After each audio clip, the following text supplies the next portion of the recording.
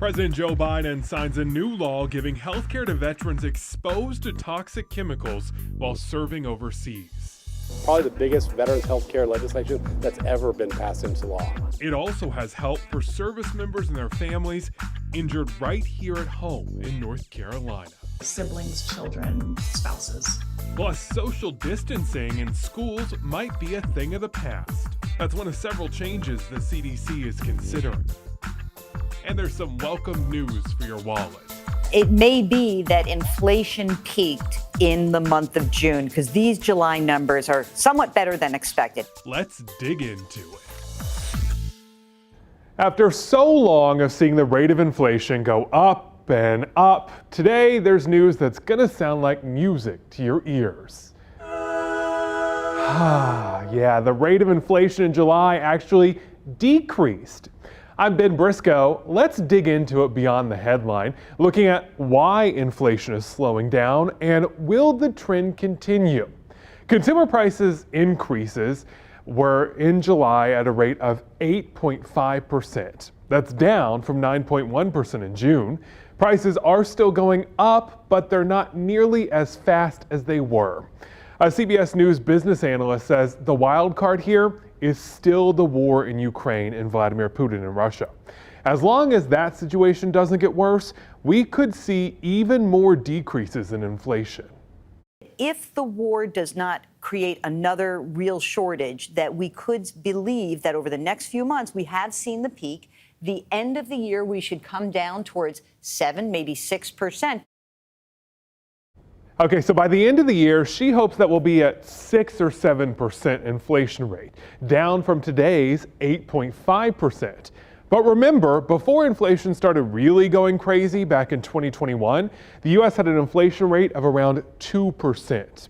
We've got a ways to go, but today's news is still progress, driven mostly by the drop in gas prices, which are about $1 cheaper than in mid-June.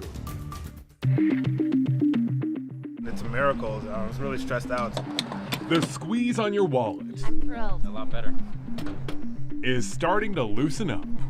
It means I put more money away in the bank.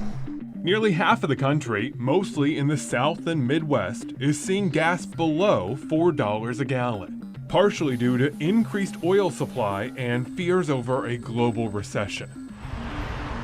But American drivers can also thank each other. When inflation hit 9.1% in June, its highest level since 1981, gas prices were a major component. With fuel making up nearly half of the increased cost, AAA found most Americans changed their driving behavior as a result. 65% of the people said I made a change in my lifestyle. Since June, energy demand, measured through gasoline deliveries, has been dropping steadily. It's now at lower levels than June of 2020 during pandemic lockdowns. However, weather events could reverse this trend. We are entering the heart now of hurricane season, and a hurricane barreling through the Gulf Coast, hitting all the areas where there's oil production as well as oil refining capacity, that can cause problems. Now, when he says hurricanes can cause problems, he means big, big problems. Back in 2017, Hurricane Harvey, for example, forced 18 different refineries to shut down in Texas, cutting off more than 20% of our nation's gas supply. Gas prices shot up 14 cents per gallon. None of us want that again this year. So we asked meteorologist Christian Morgan to dig into what we're expecting for this hurricane season. Well, the good news so far right now, and really over the course of the summer, is that things have been relatively quiet in the tropics. Even this little tropical disturbance that we've been watching off the coast of Africa the last few days, even now has a lower chance of development than it did yesterday or even the day before that as it moves across the Atlantic. So I really don't think that this is anything for us to be concerned about. And that's really the only thing out in the Atlantic that even bears watching. So thankfully, And it's not uncommon for us to have a quiet June, a quiet July, and for things to start to ramp up a bit as we go into the end of August. Now, climatologically speaking, historically speaking, the peak of hurricane season is around the middle of September. So if that's the case again this year, you might see those gas prices go up again in the middle of September, and then usually that action falls off a bit as we go into October and especially into November. So at that point, you might see gas prices come back down again. So speaking of down, gas is down. Hopefully it stays that way. But what about everything else? When will those prices start to level off? When we pull out gas and all energy as well as food, the rest of the inflation picture is still simmering. So we really have to pay attention to that, specifically shelter, which continues to be a big driver of inflation. Father God, what am I going to do? Just ask Valerie Bennett. Her landlord hiked her rent 56% to $2,400 a month. Without options, legally blind, earning under 20 grand a year.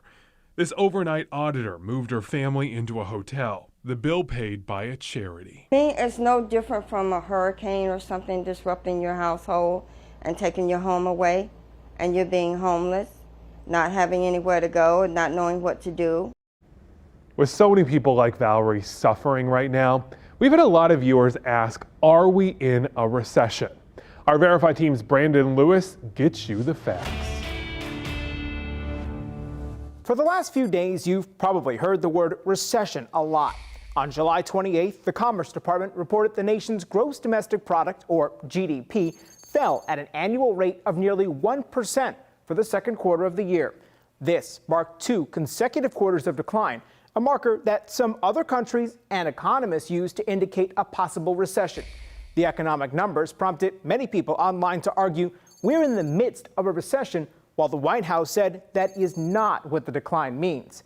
Many Verify viewers texted us to say they're confused about what a recession even means. So let's get to the basics and verify. Is there an official definition of a recession?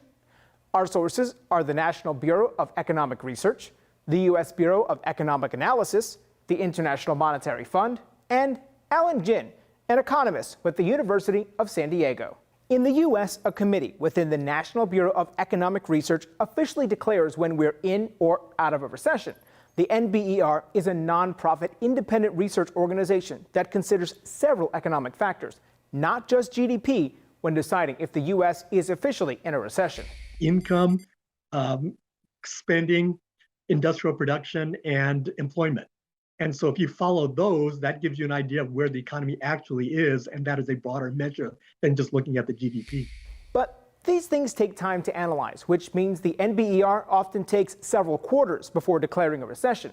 Sometimes they even declare one after it's already over.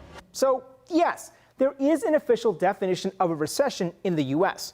It's set by the NBER, and it's not just 2 consecutive quarters of GDP decline. Ginn says he doesn't think we meet that definition yet because the job market and wages remain strong. I don't think we are currently in one, but the Federal Reserve has raised interest rates. Inflation is taking a bite then out of consumers, and so we could possibly have a negative impact then in the future. With your Verify, I'm Brandon Lewis.